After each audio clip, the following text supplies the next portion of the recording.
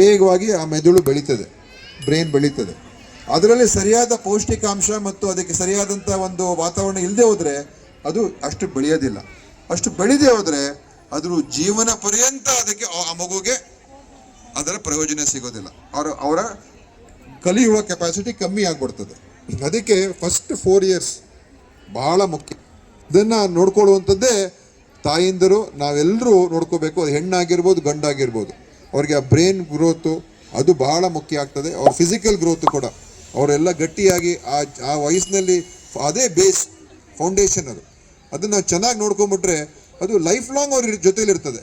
ಏನೋ ತೊಂದರೆ ಆಗಿಬಿಟ್ರೆ ಅದು ಕೂಡ ಲೈಫ್ ಲಾಂಗ್ ಅವ್ರಿಗೆ ತೊಂದರೆನೇ ಇರ್ತದೆ, ಅದಕ್ಕೆ ನಿವಾರಣೆ ಇರೋದಿಲ್ಲ. ಸೊ ಅದಕ್ಕೋಸ್ಕರನೇ ಈ ಭಾಳ ಮುಖ್ಯ ಅಂತ ಈ ಸಂದರ್ಭದಲ್ಲಿ ಹೇಳಿ, ಇವತ್ತು ತಾವೆಲ್ಲರೂ ಇದರಲ್ಲಿ ಭಾಗವಹಿಸಿದ್ದೀರಾ.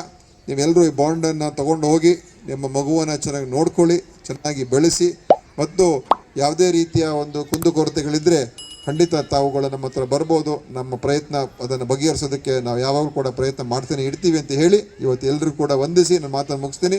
ಜೈ ಹಿಂದ್. ಇದು ಅಂತ ಇನ್ನೂ ಕೆಲವು ಅಂಗನವಾಡಿಗಳಲ್ಲಿ ಮಾಡಬೇಕಾಯ್ತು. ಯಾರಿದ್ರು ಹೇಳಿದ್ರು ಸಾಹೇಬರು ನಮ್ಮ ಫೌಂಡೇಶನಿಂದನೂ ಖಂಡಿತ ಮಾಡಿಸ್ಕೊಡ್ತೀರಿ. ಹಾಗೆ ಗೃಹಲಕ್ಷ್ಮಿ ಏನು ಬರ್ತಾ ಇದೆ 2,000 ರೂಪಾಯಿ ನಮ್ಮ ಕ್ಷೇತ್ರದಲ್ಲಿ ಸರ್ 33,000 ಕುಟುಂಬಗಳಿಗೆ 66 ಕೋಟಿ ತಿಂಗಳಿಗಾದರೆ ಬರ್ತಾ ಇದೆ. ಯೋಚನೆ ಮಾಡಿ, ತಿಂಗಳಿಗೆ 33,000 ರೇಷನ್ ಕಾರ್ಡ್ಗಳಿದೆ. ಅದರಲ್ಲಿ 3,000 ಔಟ್ಸೈಡ್ ಹೋದ್ರೂ 30,000 ಅಂದ್ರೂ 60 ಕೋಟಿ ರೂಪಾಯಿಗಳು ನಮ್ಮ ಕ್ಷೇತ್ರಕ್ಕೆ ಬರ್ತಾ ಇದೆ ಸರ್, ಗೃಹಲಕ್ಷ್ಮಿ ಹಣ. ಅದಕ್ಕೆ ನಮ್ಮ ಸಾಹೇಬರಿಗೆ ಧನ್ಯವಾದಗಳು. ಯಾಕಂದರೆ ನಮ್ಮ ಬಡವರ ಸೇರಿ ಆ ದುಡ್ಡು ಅಂಥ ಕ್ಷೇತ್ರದಲ್ಲಿ ಇಂಥ ಅಮೌಂಟ್ ಬರ್ತಾ ಇದೆ ಅಂದರೆ ನಮಗೆ ಒಂದು ತೃಪ್ತಿ.